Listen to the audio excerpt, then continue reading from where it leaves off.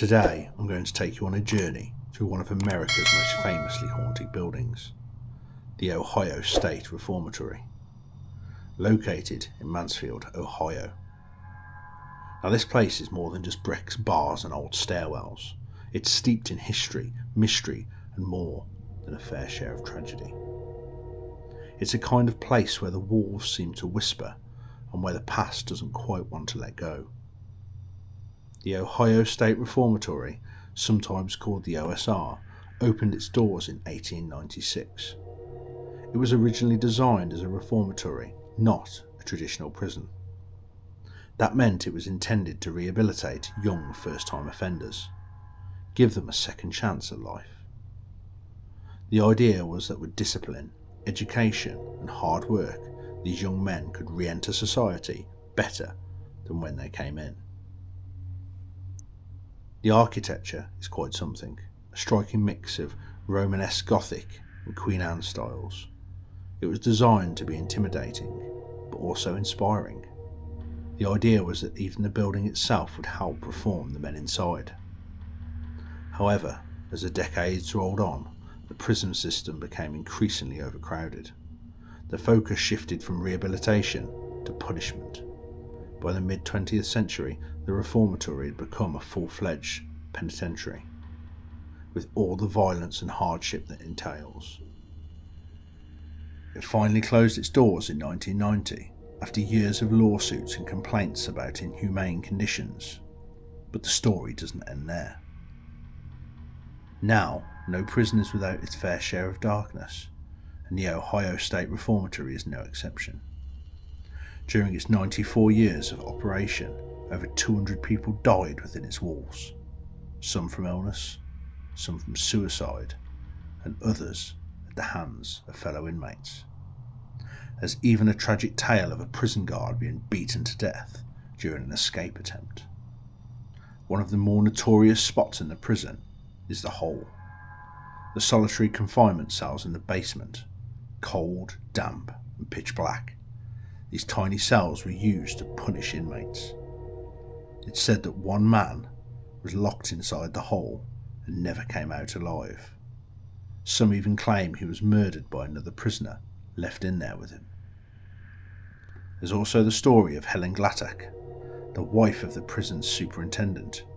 In 1950 she was shot in her own home, a room within the prison walls. Officially it was ruled an accident, her handgun discharged while she was reaching into a wardrobe, but whispers and suspicions still linger to this day. Her husband, Arthur Glatak, remained superintendent for years after. He eventually died of a heart attack in his office, some say brought on by the heartbreak of losing Helen. Today their presence is said to linger. The Ohio State Reformatory is considered one of the most haunted places in America. Paranormal investigators from all over the world have visited, including the teams from TV shows like Ghost Adventures and Ghost Hunters. So what do people experience here? It's been reported that cell blocks echo with phantom footsteps, doors slam shut on their own, disembodied voices whisper names, cold spots seem to move through the air, even on warm nights. In the area known as the Chapel, some visitors report feeling overwhelmed with emotion, as if the sadness of 100 prisoners had soaked into the very floorboards. Others say they've heard chanting or strange humming when no one else is around. In cell 13, an inmate reportedly hanged himself. People claim that the energy in that cell is thick, heavy, and some visitors even say they feel a sudden sense of dread when they step inside. Remember Helen Glatak? Some say her perfume still lingers in the hallway near her old quarters. Others have heard the clicking of heels on the floor, but when they turn around, no one is there. In the east wing, there are shadow figures, quick glimpses of dark shapes moving across the doorways and along the top tier of the cells. Security guards have seen them, tour guides have seen them, some even refuse to go into certain parts of the building after dark. And of course the infamous hole, the solitary cells in the basement. Visitors have reported hearing growls and whispers. Some have been scratched, others fainted, and more than one person has run out in tears, feeling like something was watching them and following them. And nobody wanted to be there. Nobody. In one case, they had 2 inmates put into a single cell for solitary confinement, and only one came out. The other one was murdered by his fellow inmate. He stuffed his body underneath the bunk. The Ohio State Reformatory is haunted, and I believe there are multiple ghosts. I've been there in the daytime only. I would never go there after dark.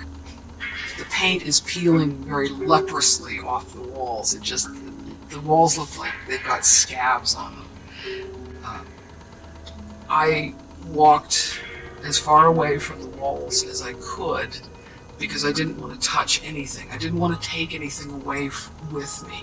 I get the feeling that sometimes in violent places or places where people have been in despair or anguish, some of their despair or anguish rubs off on the walls or even becomes embedded in the walls. And as I walked along, particularly the whole corridor, ghostly hands began coming out between the bars at me. And I had to walk a line between those hands and the wall, a very narrow line, because I don't want to be touched by anything in the reformatory. I know at the time it was considered to be a very good prison. It was considered to be a very progressive prison. And some of the inmates used to come back on tours and say, "Thank you for putting me on the straight path."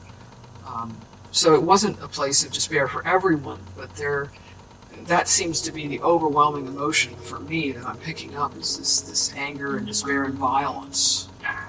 The Ohio State Reformatory for me is one of the scariest places I've ever visited. I really don't want to go back. I have never been to the Ohio State Reformatory after dark. I've never taken part in any of the ghost hunts. I would be very, very uneasy going there at night. The interior of the prison is so large, and the area you'd be roaming through is so great. Anything could happen. It's worth noting that this place isn't only known for its ghosts. The Ohio State Reformatory is where they filmed the film The Shawshank Redemption, widely regarded as one of the best films of all time. Many of the original sets are still there, and the fans come from all over to see where Andy Dufresne carved his name into the wall. But for others, it's the paranormal draw that keeps the visitors coming.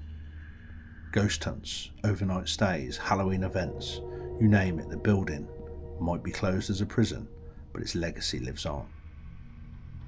So what is it that draws the people to a place like this?